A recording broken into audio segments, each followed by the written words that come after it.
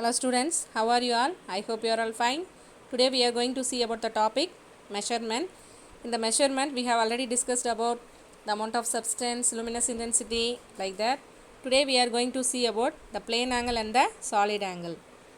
Plane angle. What is that plane angle? தல கோணம் in Tamil. Tamil என்ன சொல்வாங்க? தளம். Plane na தளம். தல கோணம். It is the angle between the intersection of two straight lines or intersection of two planes. It is the angle between the intersection of two straight lines.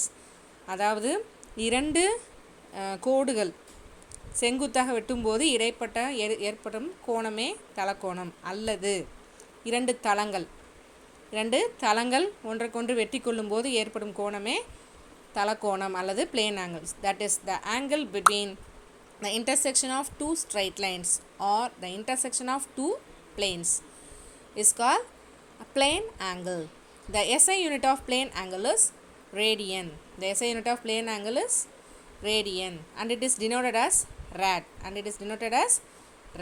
The SI unit of plane angle is radian and it is denoted as rad. RAD, rad. See, this is the picture of plane angle. இதான் பா plane angle அதோட படம். See here, ரெண்டு தளங்கள் வந்து ஒன்றை ஒன்று வெட்டி கொள்ளும்போது இங்கே ஏற்படுற அந்த கோணம் தான் என்னது? plane angle, தலக்கோணம் அப்படின்னு சொல்கிறாங்க. Okay, next we are going to see radian.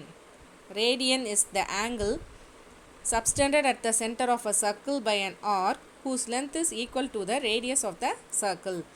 What is radian? Radian is the angle. இங்கே பாருங்க, இந்த படத்தில் நல்லா கிளியராக கொடுத்துருக்காங்க.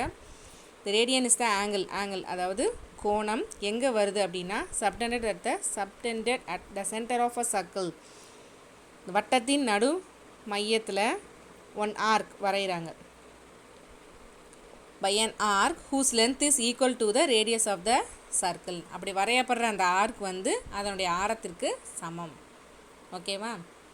So radian is the angle subtended at the center of a circle by an arc whose length is equal to the radius of the circle. Radian is the angle subtended at the center of a circle by an arc whose length is equal to the radius of the circle. So we can find the formula. Pi radian equal to 180 degree. Pi radian equal to 180 degree.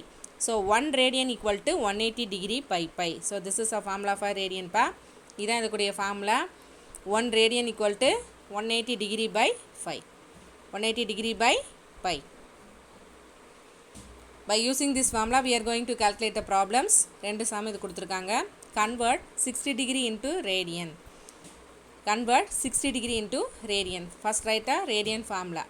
We know that 1 degree equal to pi by 180. So 60 degree equal to pi by 180 into 60. So if you cancel பண்ணோம்னா அடி கொடுக்கும். Simplify பண்ணோம்னா pi by 3 radian வந்துரும். Okay, then convert pi by 4 into degrees.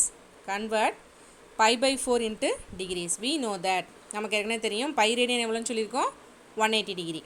So pi by 4 radian equal to 180 by 4. அதை நம்ம simplify பண்ணோம்னா நமக்கு 45 degree வந்துடும். Okay, next we are going to see solid angle. திட கோணம். தமிழில் என்ன சொல்லுவாங்க solid angle? திட கோணம். It is the angle formed by 3 or more planes intersecting at a common point. Angle formed by 3 or more planes. அந்த வார்த்தையை பாருங்கள், 3 or more அப்படின்னா இதுக்கு முன்னாடி என்ன பார்த்தோம்? ரெண்டு தளங்கள் வெட்டினா ஏற்படுற கோணம் plane angle. So when the angle of intersection between two planes. இங்கே angle formed by 3 or more planes. So மூன்றும் அதற்கு மேற்பட்ட தளங்கள் வெட்டி கொள்ளும் போது ஏற்படுற அந்த புள்ளி தான் solid angle. It also be defined as angle formed at the vertex of the cone. Angle formed at the vertex of the cone அப்படின்னு சொல்லலாம். ஓகேவா? So the SI unit of solid angle is steradian and it is denoted as SR. SI unit of solid angle is steradian. So and it is denoted as SR. See, this is இதான் இப்போ picture solid angle picture. இங்கே பாருங்கள் 1 2 3 மூன்றுக்கும் மேற்பட்ட தளங்கள் வந்து ஒன்றுக்கொன்று வெட்டி கொள்ளுது. So angle of intersection of 3 more planes.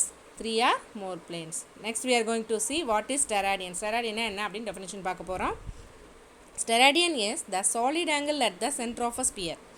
Steradian is the solid angle at the center of a sphere subtended by a portion whose surface area is equal to square of its radius of the sphere. What is steradian? The steradian அப்படிங்கிறது the solid angle at the center of the sphere. Solid angle திடக்கோணம் எங்கே உருவாகுது அப்படின்னா ஒரு கோளத்தின் நடு மையத்தில் உள்ள ஏற்படுற ஒரு கோணம். ஓகேவா? சப்டெண்டட் பை எ போர்ஷன் அப்படின்னா ஒரு பகுதியில் சர்ஃபேஸ் ஏரியாவாக எடுப்பாங்க. அடுத்து நம்ம பிக்சர் பார்ப்போம், உங்களுக்கு கிளியராக இருக்கும். That surface area is equal to square of its radius of a sphere. இங்கே பாருங்கள், இதான் அந்த படம். என்ன சொல்கிறாங்க அப்படின்னா the solid angle at the centre of the sphere. Okay, திடக்கோணம் நடுமையத்தில் ஏற்படுவது எப்படி ஏற்படுது அப்படின்னா